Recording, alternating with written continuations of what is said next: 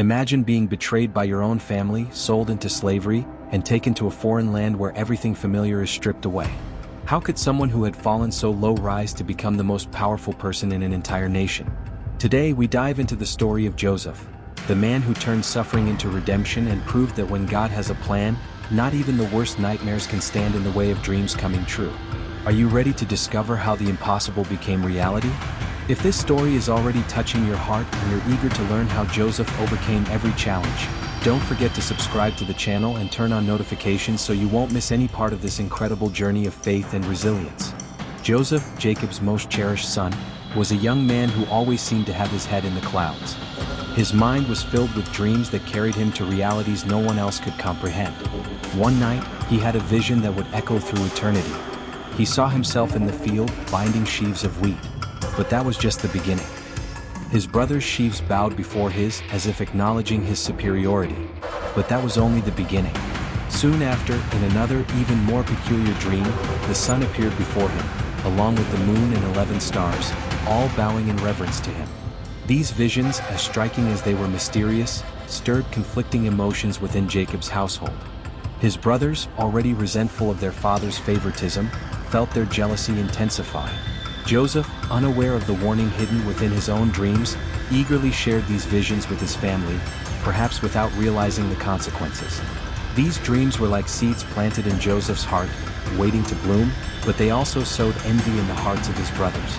The brilliance of Joseph's dreams cast a dark shadow over his brothers.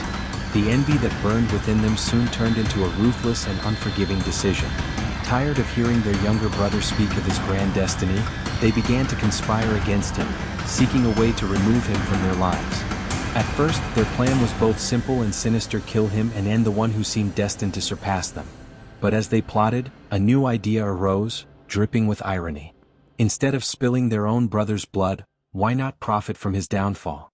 The dreamer would be sold into slavery, ensuring that not only would they rid themselves of the nuisance, but they would also pocket a handful of silver coins in the process. Without mercy, they cast Joseph into a cold, dark cistern, a grim preview of the bleak future ahead. What thoughts ran through Joseph's mind as he listened to his brothers debating his fate from within that pit? His desperate cries echoed against the damp walls, swallowed by the earth, but his brothers' hardened hearts remained unmoved. When a caravan of Ishmaelite merchants appeared on the horizon, Joseph's destiny was sealed. He was pulled from the cistern, not to be rescued but to be sold. And so, the young dreamer was led away to Egypt as nothing more than a slave, torn from his homeland, with no clue of what lay ahead. His journey had begun, one filled with unexpected turns and shocking revelations. Upon arriving in Egypt, it was as if all the promises within his dreams had vanished. Once a cherished son, he had become just another commodity reduced to mere property. Yet life is full of ironies. The light of Joseph's destiny, which seemed to have flickered out, slowly reignited. Purchased by Potiphar, a high-ranking official of Pharaoh, Joseph was thrust into an unfamiliar world where nothing belonged to him, not even his freedom. But unlike many who would crumble under such hardship, Joseph refused to let bitterness consume him. He worked with such diligence and excellence that he quickly earned Potiphar's trust. Even in the harshest of circumstances, Joseph found a way to thrive. Seeing that everything Joseph touched flourished, Potiphar placed him in charge of all his affairs and possessions. In a short time, the young Hebrew who had been sold as a slave became the overseer of Potiphar's entire household. Joseph's success in Potiphar's home was undeniable, and soon, everyone recognized his value. However, not all attention is welcome. Along with his achievements came unwanted glances, especially from Potiphar's wife, who found herself drawn to the young man. And so, at the peak of his rise as an administrator, Joseph faced a new dilemma, one that went beyond his work and tested his very integrity. Potiphar's wife, captivated by his presence and character, developed a deep desire for him. Day after day, she attempted to lure him into temptation, yet Joseph, unwavering in his principles and faith, resisted every advance with firm resolve. However, her obsession only grew stronger. Her relentless pursuit reached its peak one day when, seizing the opportunity of an empty house, she grabbed Joseph by his tunic, trying to force him into submission. In an act of desperation and integrity, Joseph tore himself away, leaving his tunic in her hands as he fled without hesitation. It was a moment of high tension, where Joseph's loyalty and honor were pushed to the limit. But his escape did not mark the end of his troubles. On the contrary, it was just the beginning of a new ordeal. Humiliated and enraged by his rejection, Potiphar's wife devised a cruel trap that would send Joseph back into the depths of despair. Holding Joseph's tunic in her hands, she screamed for help, falsely accusing him of attacking her. When Potiphar arrived, he found his wife in tears, clutching the tunic as supposed proof of the crime. Without seeking the full truth, he was consumed by rage and ordered Joseph to be thrown into prison. And so, the one who had risen so high was once again cast down, plunged into the darkness of a prison cell. Once more, Joseph found himself in a desperate situation, yet fate had not finished shaping his story. The prison walls seemed to smother all hope, but they could not dim the light that burned within him. That place, where dreams were forgotten and futures were abandoned, would become another stage for Joseph's unwavering resilience even among criminals. But Joseph refused to surrender to despair. His character and wisdom quickly made him stand out, earning the trust of the prison warden, who soon placed him in charge of the other inmates. It was in this bleak setting that Joseph encountered two men whose faces bore the weight of worry: the cupbearer and the baker of Pharaoh, both imprisoned by royal decree. Yet, their distress was not only due to their imprisonment, but also to the strange dreams that had haunted them the night before. Each man was troubled, unable to understand the meaning of what they had seen. With the calm and clarity that never seemed to leave him, Joseph listened carefully as they described their visions. The cupbearer recounted a dream of a vine sprouting before him, bearing grapes that he pressed into Pharaoh's cup. The baker, on the other hand, spoke of baskets of bread atop his head, which were devoured by birds. With the wisdom granted to him by God, Joseph revealed their meanings. In 3 days the cupbearer would be restored to his position, while the baker would meet his grim fate: execution. Joseph's words, hopeful for one, grim for the other, soon became reality, proving that even within the depths of prison, his fate was anything but ordinary. Yet, despite the accuracy of his interpretations, Joseph remained locked away for over 2 years, forgotten by the cupbearer who had once vowed to mention him to Pharaoh. During this long stretch of time, the weight of abandonment could have broken any man. But Joseph, like a tree enduring a relentless drought, held firm in his faith and patience. He understood that his destiny had not yet fully unfolded.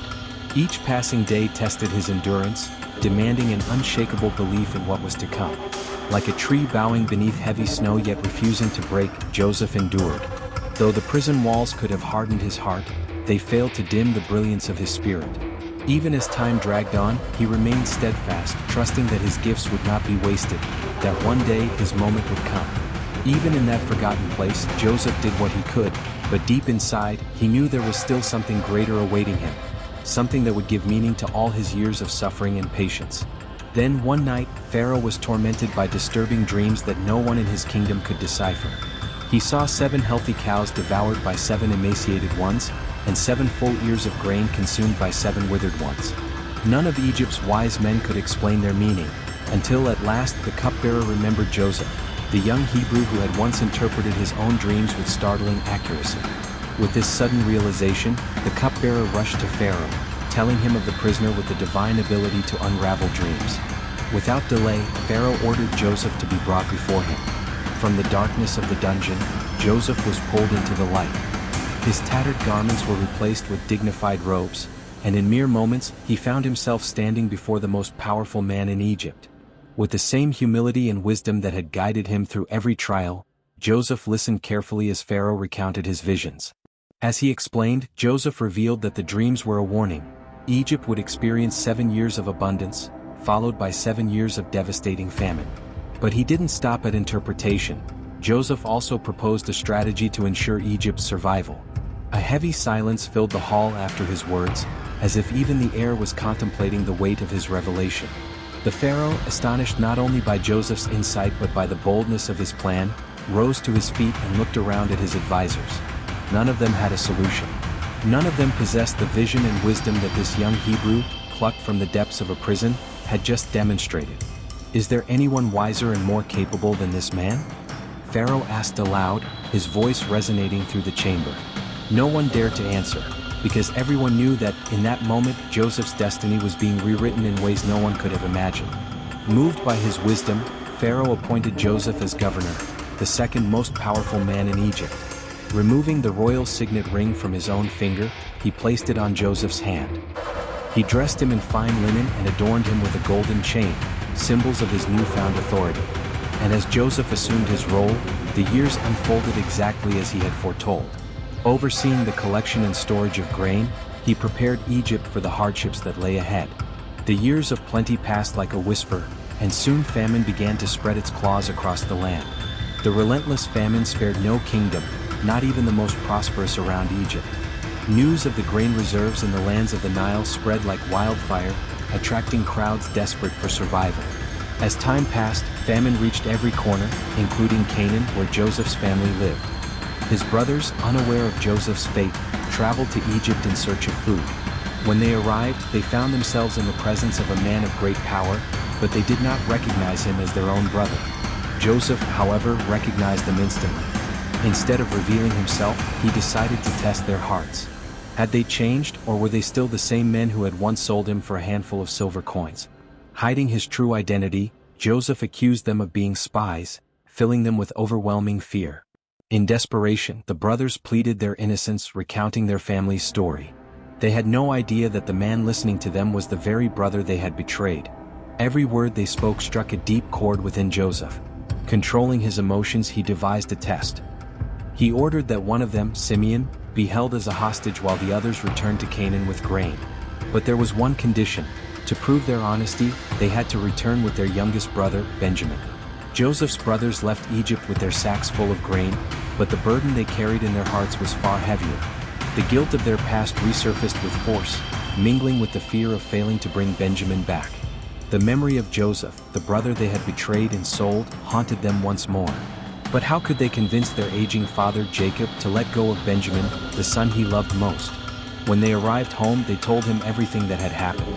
Upon hearing that Simeon was imprisoned and that Benjamin was required to return to Egypt, Jacob felt his heart break all over again. "You have deprived me of my children," he lamented. "Joseph is gone. Simeon is gone. And now you want to take Benjamin." His grief was unbearable, and he refused to let his youngest son go. But hunger is a merciless force. As time passed, the food reserves dwindled. The brothers knew they had no choice. If they wanted to survive, they would have to return to Egypt. With Benjamin, Judah, showing a newfound maturity, stepped forward and offered himself as collateral. He promised Jacob that he would protect Benjamin with his own life.